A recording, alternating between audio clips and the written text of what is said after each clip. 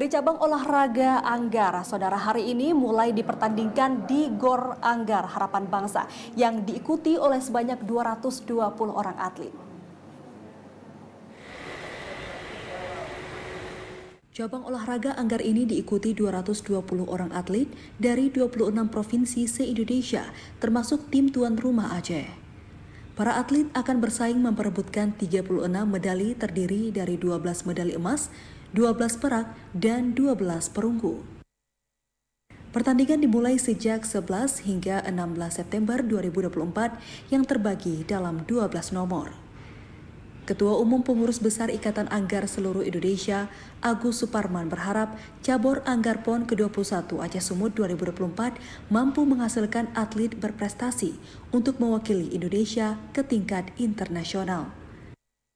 PON ini sangat spesial karena pertama kali di Aceh, dan juga saya melihat potensial dan semangat daripada atlet-atlet ini sangat tinggi, dan motivasi kita memberikan motivasi juga yang sangat tinggi, dan di mana pengembangannya tadi didukung oleh KONI Bapak Kamarudin Abu Bakar. Pada kesempatan yang sama, Ketua Umum KONI Aceh Kamarudin Abu Bakar berharap tim Anggar Aceh dapat mempersembahkan lebih banyak medali emas pada PON kali ini. Berbekal pelatda selama 3 tahun, kekompakan serta dukungan, tim tuan rumah Aceh optimis akan menyumbang 4 hingga 5 medali emas. Memang kalau di Anggar ini kita harap sampai 4 sampai 5, insya Allah. Dari awal kita kawal adik-adik kita ini kan.